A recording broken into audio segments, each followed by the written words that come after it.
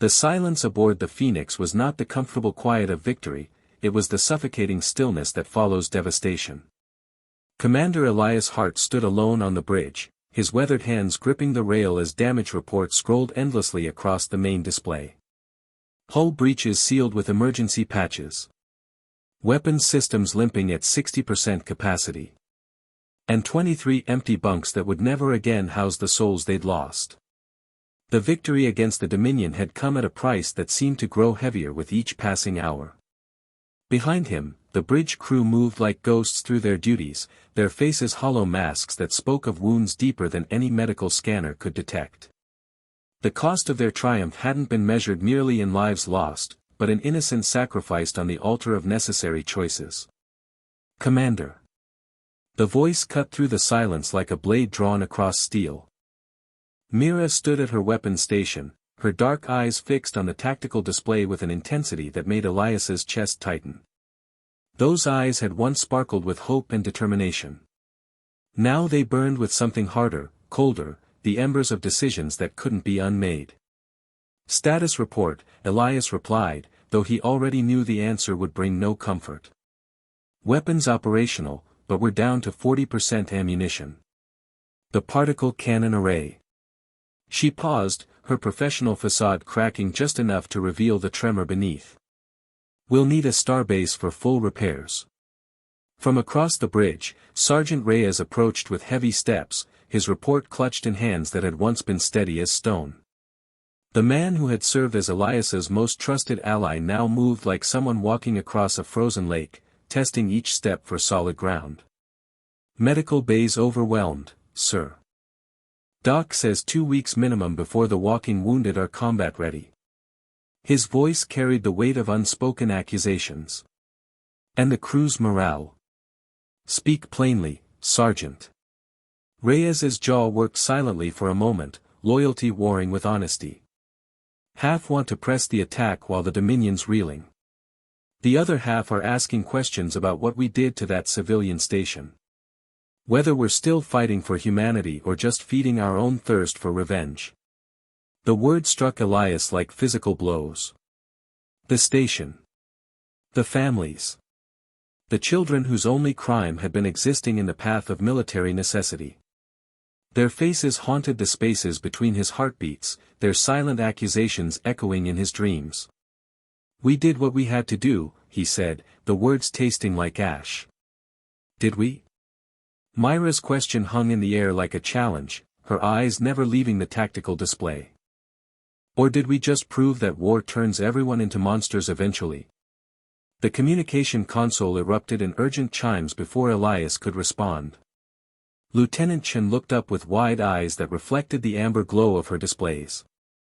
Commander, priority transmission coming through. Source unknown, but it's using Dominion encryption codes. Elias felt his hand move instinctively to his sidearm. On screen. The main display flickered to life, revealing a figure that sent ice through Elias's veins. General Corps of the Dominion Empire stood before them, but this wasn't the polished military leader from their intelligence files. His scarred face was drawn with exhaustion, his usually immaculate uniform disheveled and stained. But it was his eyes that captured Elias's attention, not the cold calculation he'd expected, but something that looked disturbingly like desperation. Commander Hart. Corps' voice carried across the bridge like a funeral bell. I know you have no reason to trust me. The blood between us runs deeper than any ocean. But I come to you now not as your enemy, but as a fellow guardian of life itself. Myra's hand moved to her weapon, the motion sharp and predatory. It's a trap, Commander. Has to be. But Elias raised a hand for silence, his mind racing. Something in Corps' demeanor was fundamentally wrong, not the arrogant confidence of a Dominion general, but the haunted look of a man who had stared into the abyss and found it staring back with hungry eyes. Speak, Elias commanded. There is something coming, Corps continued, his voice barely above a whisper. Something that makes our war seem like children playing with toy soldiers. The hive mind, an ancient force that has slumbered for millennia, has awakened. They are coming for us all, Commander. Human and Dominion alike. The bridge fell silent except for the gentle hum of life support systems. Elias could feel the weight of every eye upon him, the crushing responsibility of a decision that could damn them all pressing down like the gravity of a dying star. And you propose what, exactly? An alliance. A temporary truce. I have intelligence, resources, coordinates to facilities that might give us a fighting chance. But time is our enemy now. The hive mind's advanced scouts are already probing our outer territories. Elias stared at the communication screen, his fingers frozen above the controls. A message from the enemy. A plea for alliance. Was this a trap designed to exploit their weakened state, or the only chance for survival in a universe suddenly grown larger and more terrible? I need time to consider. Time is what we don't have, Core interrupted, and for the first time, Elias heard genuine fear in the general's voice. Even now, entire systems are going dark. The hive mind doesn't conquer, Commander. It consumes. It turns everything it touches into extensions of itself, erasing individuality, personality, the very essence of what makes us who we are. If we don't act now, there may be no later to speak of. The transmission ended, leaving the bridge in stunned silence. Elias could feel the weight of the decision pressing down upon him like the accumulated mass of every choice that had led them to this moment. Around him, his crew waited with faces that showed fear, anger, and something that might have been desperate hope. Orders, sir? Reyes asked, his voice carefully neutral. Elias closed his eyes, feeling the ghost of every decision that had brought them to this crossroads. The dead whispered their accusations, the living demanded answers, and somewhere in the darkness between stars, an ancient evil stirred toward wakefulness. Prepare a secure channel, he said finally. And ready the Phoenix for jump. We're going to hear what the general has to say. Hours later, the Phoenix's docking bay thrummed with tension so thick it seemed to press against the bulkheads. General Core's shuttle had arrived precisely on schedule, its sleek Dominion design a stark reminder of the enemies they'd been killing just days before. Armed Marines flanked the airlock, their weapons trained on the shuttle's exit ramp with the steady precision of soldiers who knew that trust was a luxury they couldn't afford. Elias stood in the center of the bay, his sidearm a familiar weight against his hip. The decision to allow this meeting had split his crew down the middle, and he could feel the fracture lines running through the Phoenix like stress cracks in overtaxed hull plating. I still think this is insane, Mira muttered from her position at the weapons control station. Her finger hovered over the firing controls, ready to turn the shuttle into superheated plasma at the first sign of betrayal. We should blast them out of space and be done with it. Maybe, Elias replied, his voice steady despite the turmoil in his chest. But if he's telling the truth about this hive mind, then we're all dead anyway, Reyes finished, his own weapon held at ready position. At least this way, we go down fighting on our own terms. The shuttle's ramp lowered with a mechanical hiss that seemed to echo through the bay like a death rattle. General Core emerged flanked by two guards, and Elias was struck by how diminished the man appeared. The general was smaller than intelligence reports had suggested, his once imposing frame reduced by exhaustion and what looked like genuine fear.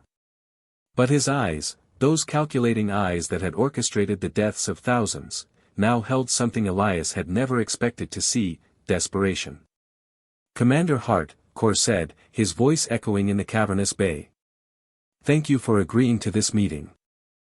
I know it violates every instinct you have as a soldier and a human being. Start talking, Elias replied, his hand resting on his weapon. And make it convincing.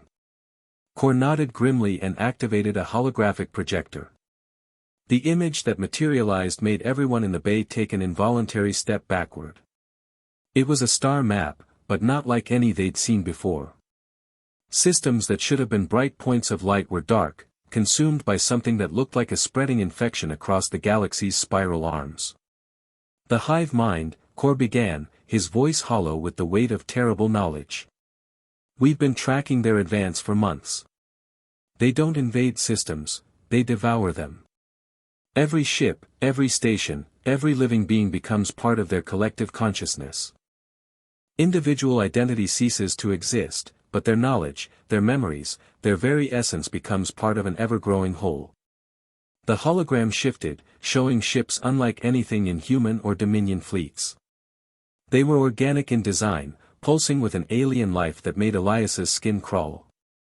But it was the scale that truly terrified him, vessels the size of small moons, accompanied by swarms of smaller craft that numbered in the millions. How do we know this isn't some elaborate Dominion deception? Mira demanded, her weapon trained on Kor's chest. How do we know you didn't create this thing yourselves? Kor's eyes gleamed with cold desperation as he spoke. This is no longer about our empire or your revenge. This is about survival. The hive mind is coming, and they will destroy everything, Dominion and humans alike. He gestured to the hologram, and the display shifted to show a timeline that made Elias's blood run cold. 3 months ago, the Outer Rim colonies went silent. 2 months ago, the Kepler system, 50 million souls, gone in a single night.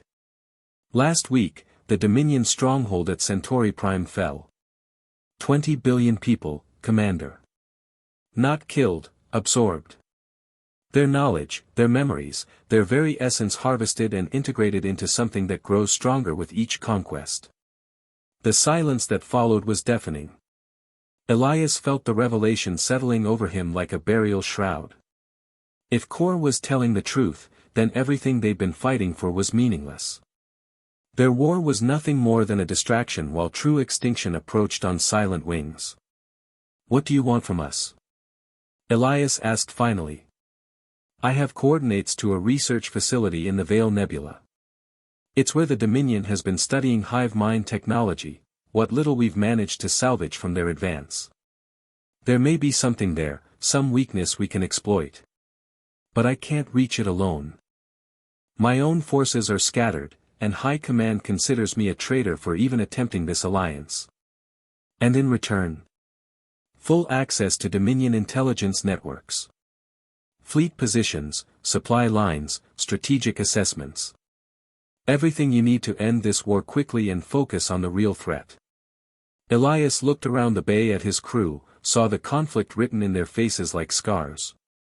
The offer was tempting, perhaps too tempting. But what choice did they have?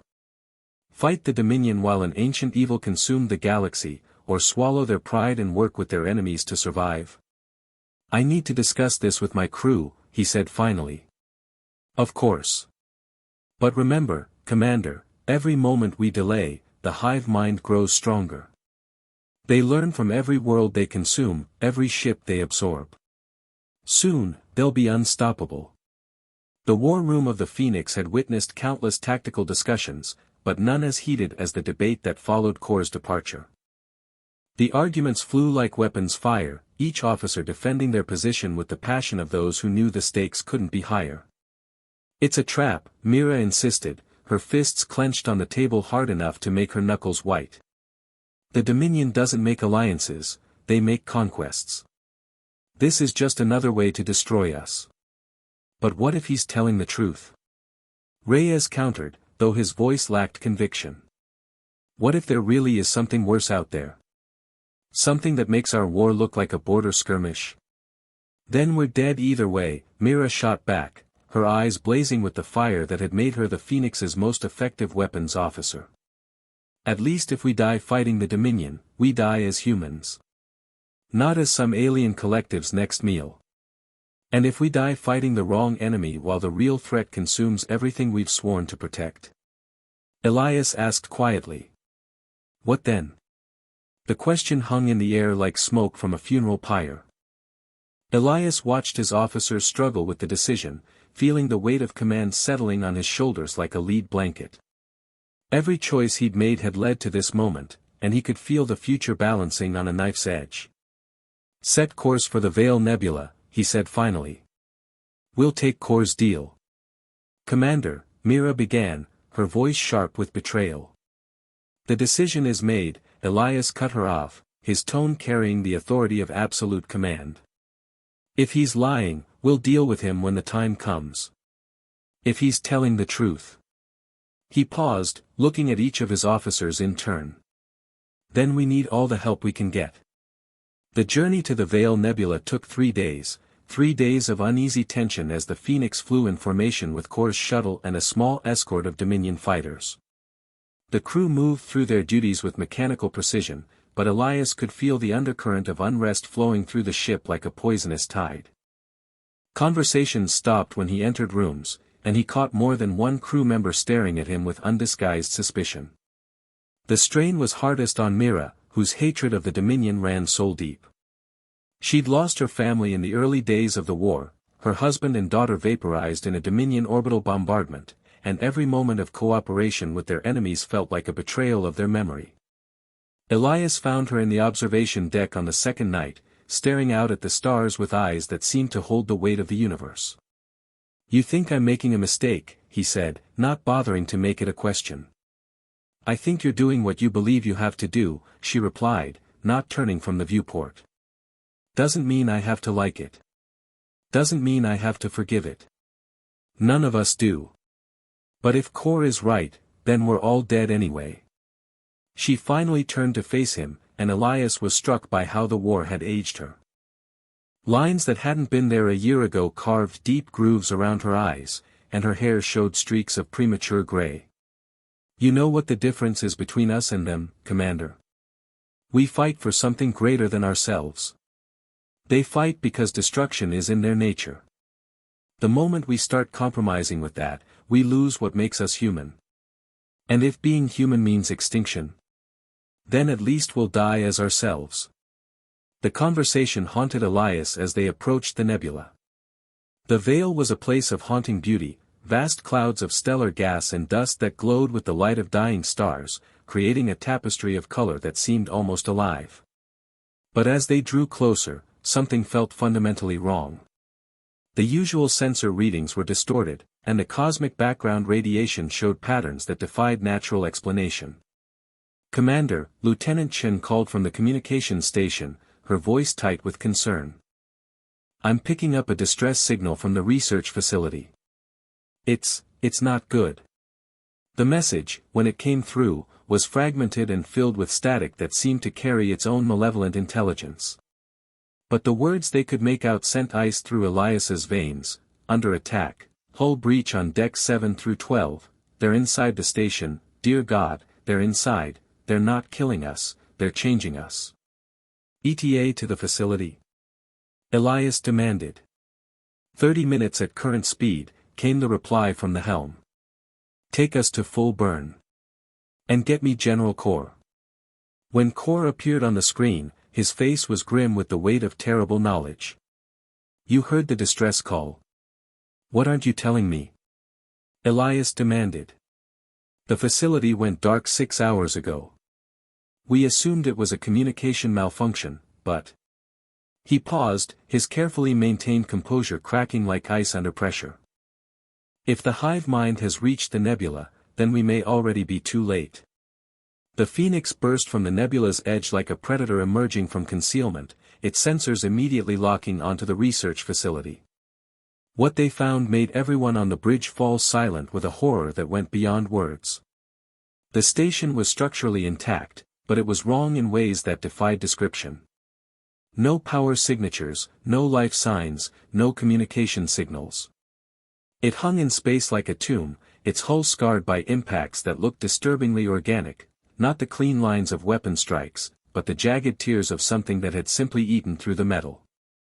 "Take us in," Elias ordered, his voice steady despite the fear clawing at his chest. "Prepare boarding parties. Full combat alert." As they approached the facility, the scale of the devastation became apparent. Entire sections of the station showed signs of forced entry, but not by conventional means. The hull breaches were irregular, almost biological in nature, as if something had dissolved the barriers between inside and outside. "Docking bay appears clear," Reyes reported from the tactical station. "But I'm reading massive power fluctuations throughout the station. Whatever happened here, it was recent." The boarding party consisted of Elias, Mira, Reyes, and a squad of Marines, along with General Core and his personal guard. The atmosphere in the shuttle was tense, everyone checking their weapons and equipment with the methodical precision of soldiers who knew they might not be coming back. "Remember," Elias told his team as they prepared to dock, "we're here for information. Get in, find what we need, and get out. If this is a trap, we don't stick around to spring it." But even as he spoke the words, Elias knew they were walking into something far worse than any trap. The hive mind didn't set traps, it simply consumed everything in its path. The docking bay of the research facility was a monument to violence, but violence of a kind that defied military understanding. Equipment lay scattered across the deck in patterns that suggested panic, but also something else, a kind of organized chaos that spoke of intelligence behind the destruction. The walls were scarred not by weapon impacts, but by something that looked almost like claw marks, if claws could be made of living metal. But what chilled Elias to the bone was the silence. No bodies, no blood, no sign of the crew that should have been there. Just emptiness that felt somehow hungry. "This way," Kor said, leading them deeper into the station. "The main research lab is on level 7. They moved through corridors that felt like the arteries of a dead god. Emergency lighting cast everything in hellish red, and their footsteps echoed with a hollow sound that seemed to mock their progress. Mira stayed close to Elias, her weapon tracking every shadow, every hint of movement. "Where is everyone?" she whispered. "Gone," Kor replied, his voice heavy with implications that made the air itself seem thicker. "When the hive mind takes a facility, they don't leave survivors. They don't even leave bodies. They take everything." They reached the research lab to find it in chaos that spoke of desperate resistance. Computer terminals had been torn from their moorings, their screens flickering with alien symbols that seemed to writhe and shift when viewed directly. Data crystals lay scattered across the floor like digital confetti, their contents lost to whatever had ravaged this place. But it was the walls that drew their attention, covered in symbols that hurt to look at, patterns that seemed to bypass the eyes and drill directly into the brain. The markings pulsed with a faint bioluminescence, creating a hypnotic effect that made thinking difficult. "What is this?" Reyes demanded, his weapon trained on the nearest symbol. "Hive mind script," Kor said grimly. "They mark their conquests. This facility has been catalogued." Elias moved to the central computer terminal, hoping to salvage some data before whatever had happened here claimed them too. But as he worked, he became aware of a sound, a low, thrumming vibration that seemed to come from the station itself. It was rhythmic, almost like a heartbeat, and it was growing stronger. "We need to go," he said, backing away from the terminal. "Now." That's when the lights went out. In the darkness, the thrumming sound became a roar that seemed to come from everywhere at once. Emergency lighting flickered on, revealing movement in the shadows, shapes that shouldn't exist, moving with fluid grace that spoke of alien intelligence. The hive mind drones were beautiful in their horror, their biomechanical forms pulsing with an inner light that hurt to look at directly. "Contact!" Mira shouted, her weapon spitting fire into the darkness. The battle that followed was chaos incarnate. The drones moved like liquid death, their forms shifting and adapting with each weapon strike. They seemed to learn from every shot fired, every tactical decision made. Elias found himself back-to-back with Kor, their old enmity forgotten in the face of mutual annihilation. "The main lab." Kor shouted over the weapon fire. "There's a data core, if we can reach it." A drone materialized from the shadows, its form a nightmare fusion of organic curves and mechanical precision. The drone's eyes were like black pits of nothingness, cold and calculating. As the room erupted into chaos, Elias's mind raced with a terrible realization. Had they been fools all along? Or had Kor known that they would be bait for the real enemy? "Fall back." Elias ordered, but even as he spoke, he knew it was too late. The drones were everywhere, their alien forms moving with predatory grace that spoke of perfect coordination. They weren't just hunting, they were herding, driving the survivors towards some unknown purpose. In the confusion, Elias lost track of Kor. One moment the general was beside him, fighting with desperate fury, the next he was gone, vanished into the shadows as if he'd never existed. The betrayal hit Elias like a physical blow, but there was no time to process it.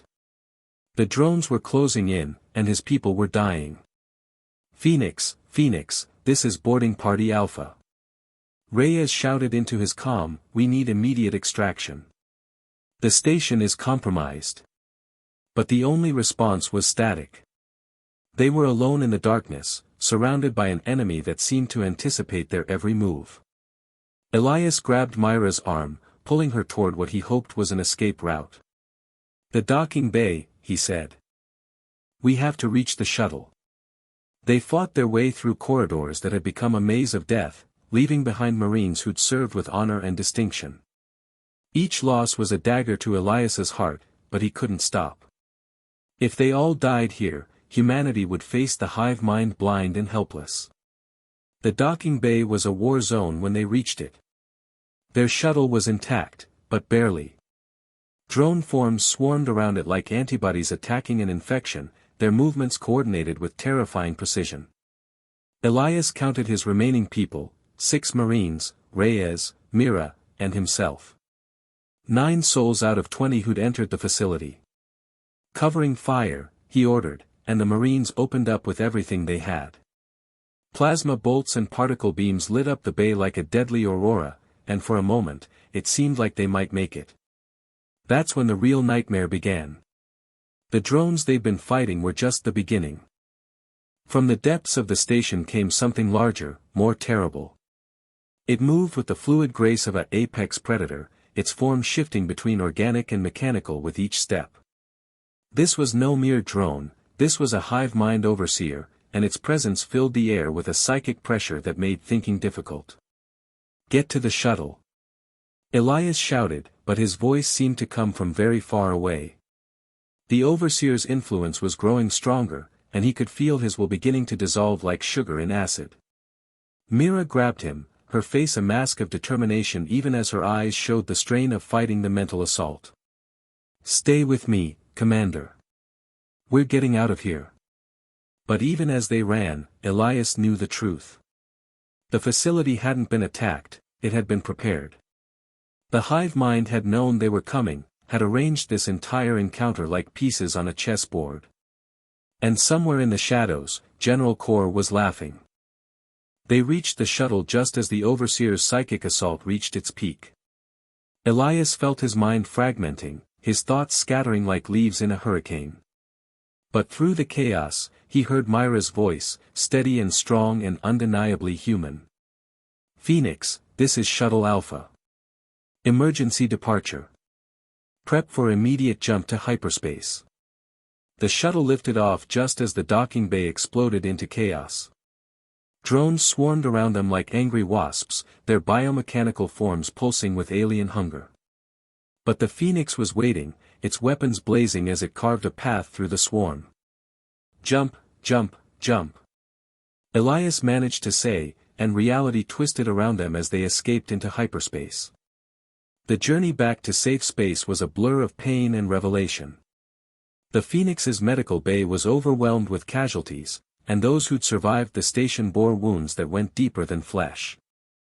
The hive mind's touch left marks on the soul, and Elias could see the change in his people's eyes, a subtle loss of something essentially human. Status report, he demanded as soon as he could stand without swaying. We lost 14 people, Reyes reported, his voice hollow with grief. Including General Kor. His shuttle never made it back to the Phoenix. Or he never intended to, Mira added darkly.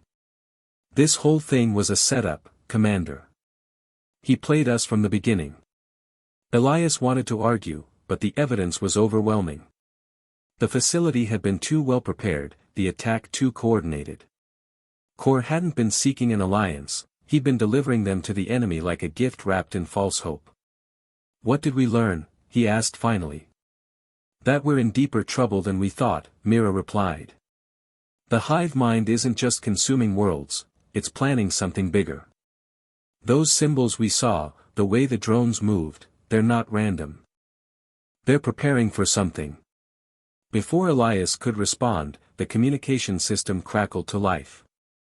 The voice that emerged was familiar, but wrong, twisted by something that made the words themselves feel like an assault on sanity.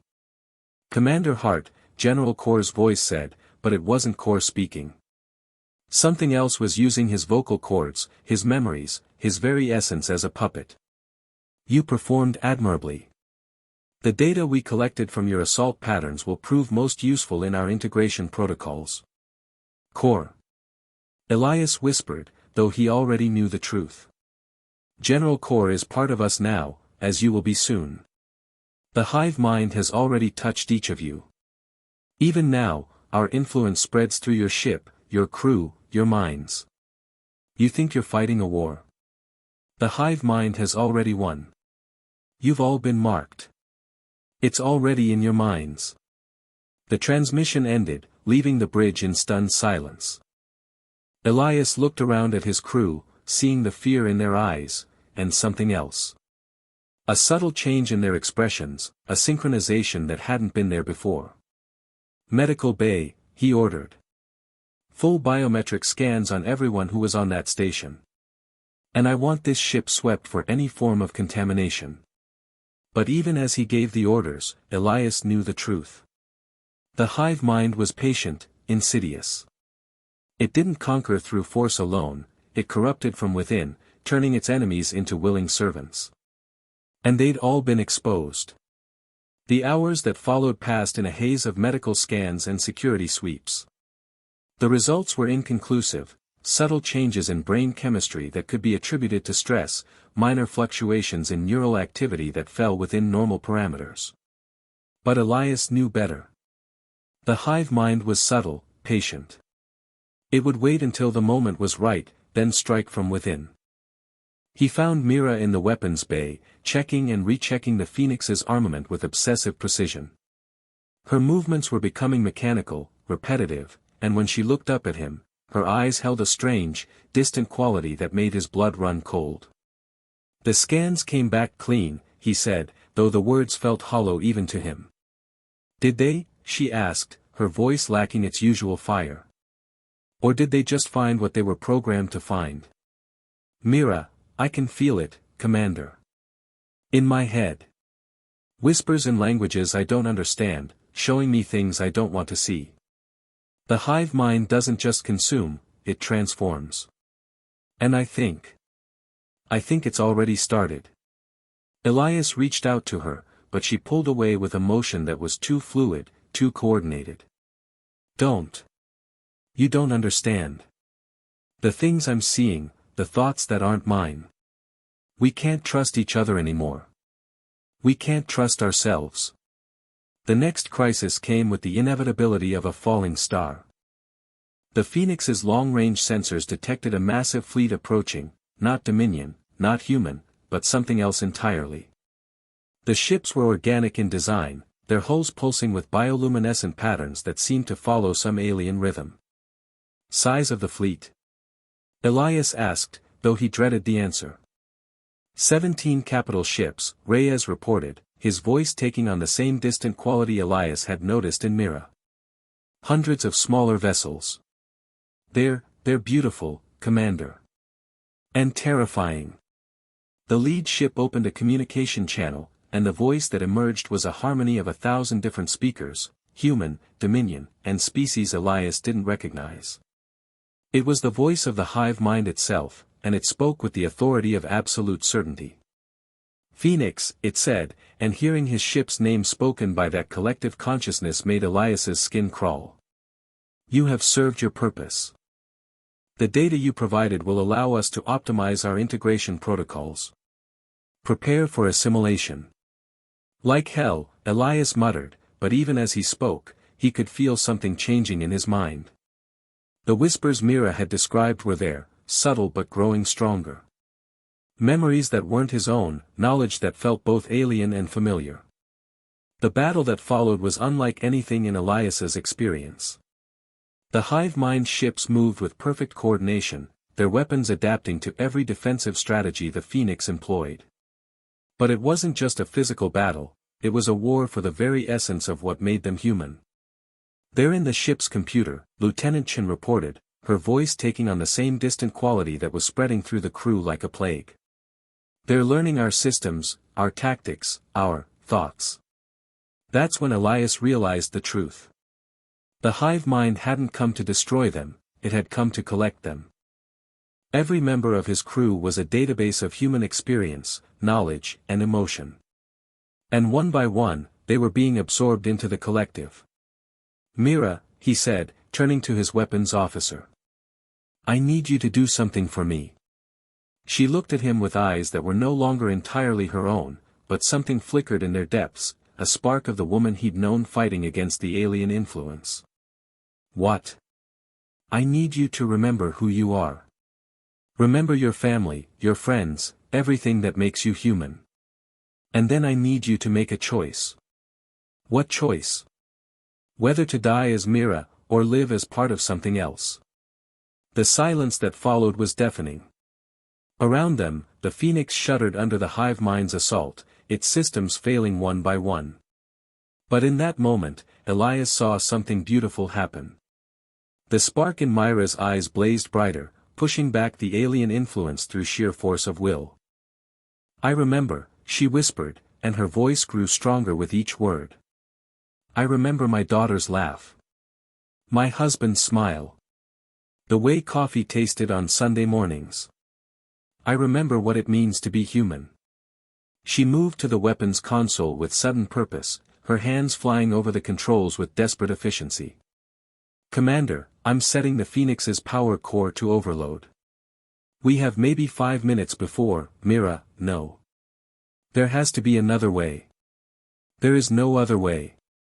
She turned to face him, and for a moment, she was completely herself again, the woman who'd stood by his side through the darkest days of the war, who'd made the hard choices so that others wouldn't have to. "The hive mind is in our heads, our computers, our very souls. The only way to stop it is to make sure it can't learn from us. We can fight it. We can find a way to. Look around you, Commander. Look at your crew." Elias did, and his heart broke. Every face on the bridge showed the same distant expression, the same subtle loss of individuality.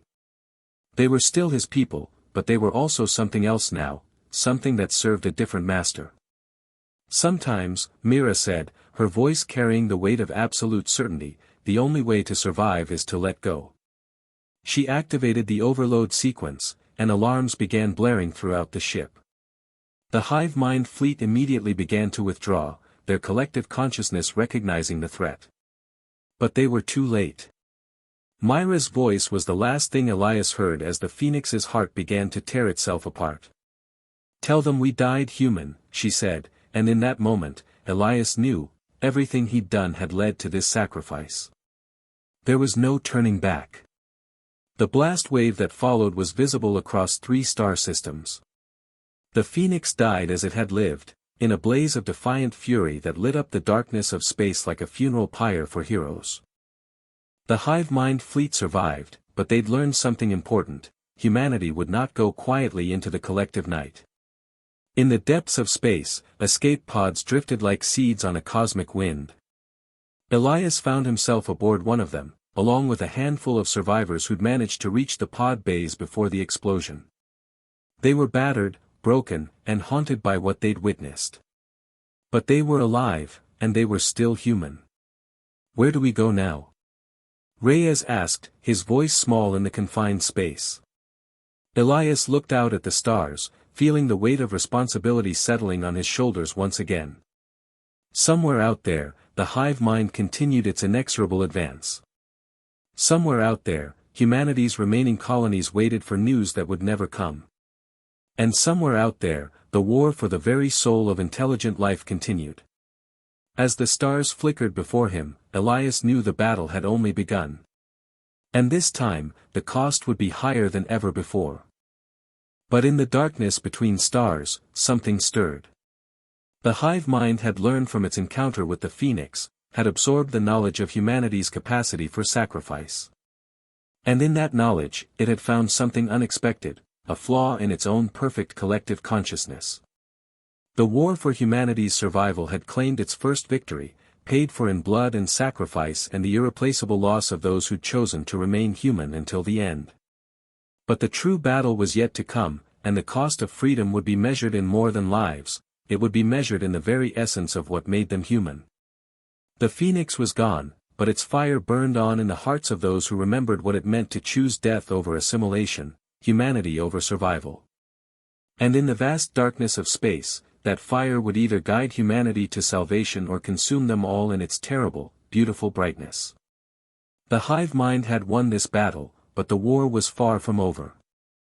And in the depths of space, the seeds of rebellion drifted on the solar wind, carrying with them the promise of a reckoning that would shake the very foundations of the galaxy.